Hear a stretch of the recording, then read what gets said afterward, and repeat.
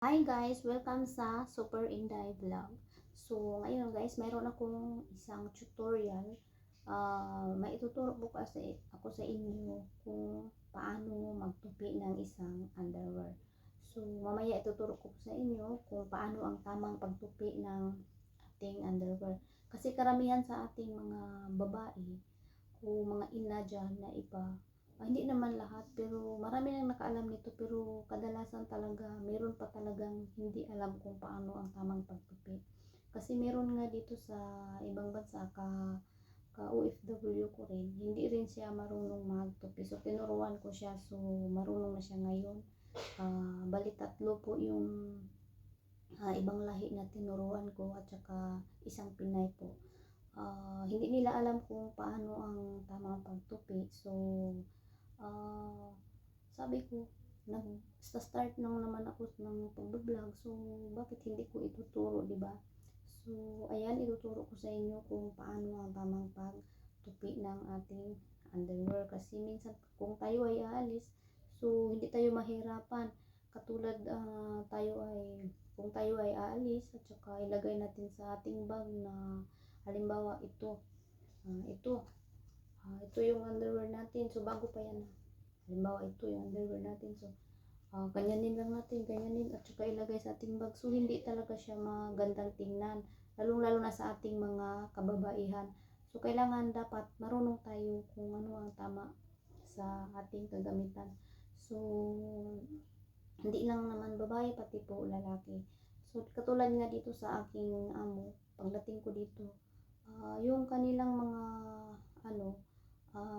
gamit, yung katulad nitong underwear, so hindi nila tinupi ng maayos kasi hindi nila alam kung paano ang tamang pagtupi. So pagdating ko dito, ginawa ko at saka nakita nila ang aking ginawa at natutuwa sila, pati na yung aking mga alaga, nagpaturo sila kung paano ang pagtupi nito. So ngayon ituturo ko sa inyo ang tamang pagtupi ng ating underwear. So ayan, kung bago pa kayo sa aking video guys, sa aking channel, kung bago pa kayo, so mag-subscribe po kayo at pindutin nyo po ang bell button at i-like nyo po ang aking video para ma-update po kayo sa susunod ko pong video. So ayan guys, tara, gawin na po natin ang ating pagtupi. So ayan, ididiretso ko na lang po itong ating so ito, mayroon akong bag dito. So ito yung aking bag, so puno siya, di ba? Yan. Mayroong iba na hindi talaga alam ang pagtupi, kaya ituturo ko pa sa inyo kung tama. So ayan, ito ginaganon lang, yung ganyan lang. So mayroon talagang ganito lang ang paglagay nila sa kanilang mga underwear. Tulad dito, ilagay lang nilang ganon. So ngayon ipapakita ko sa inyo dito ang tamang pagtupi. So kukuha tayo ng isa, bago pa ito kasi may tag pa, oh. Yan, may tag pa siya, bago yan. Kasi ang pangit naman na mag-vlog tayo tapos luma sinuot na natin. So hindi ko pa yan sinuot, kaya yan, gamitin natin. So dapat natin gawin is babalik ta rin natin.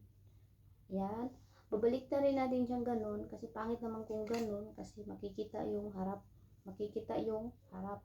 So ang tamang paggawa is balik ta rin. So ayan, kita nyo ba?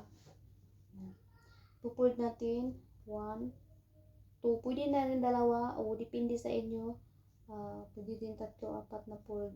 So basta kaganon siya, yan, kaganon. So patupi natin pa talikod, ganon. Yan. So ayan na siya. Tsaka ganon, hawakan natin ganito. Yan. Ipo-fold natin ganyan, ipo-fold. Yan. Kasi karamihan sa ating mga ka-OFW din na mga ibang lahi, hindi nila alam.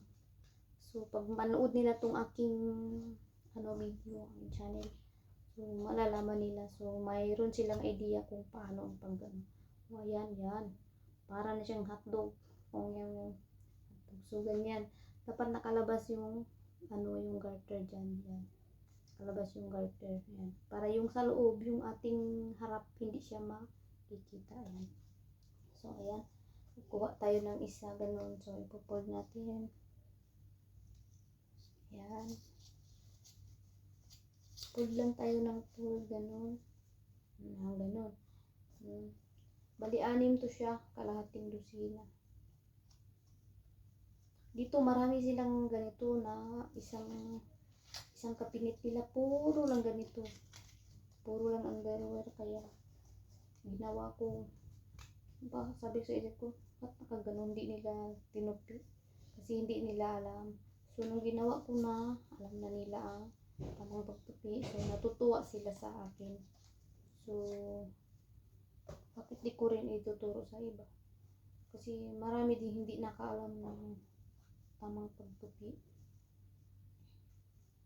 Hindi lahat ng Pinay marunong magtupi. Kasi meron akong kaibigan na hindi siya marunong. Yung iba kasi ginaganon na lang nila, ganon, ganon, ganon, ganon. Yung ganon lang ang pagtupi nila, tsaka ilagay. So, pag mahulog siyang ganon, so, di ba nahulog, pag punit natin ganon, so, sira na siya, di ba? So, mabuti yung nakaganito. Kasi pag mahulog, ayan, kahit basketball, shoot mo pa yan siya.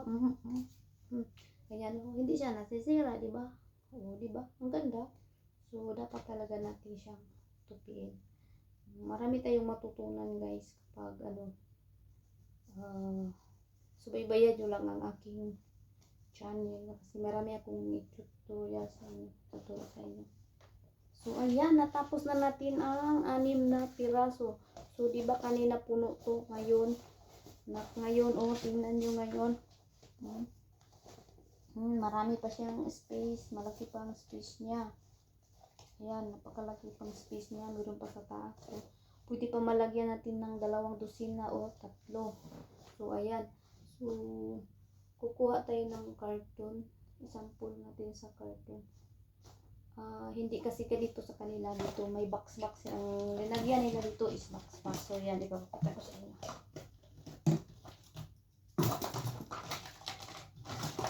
So, kung box yung lagyan ninyo, sample lang natin to, sample. Sa prutas to, pero pwede din to.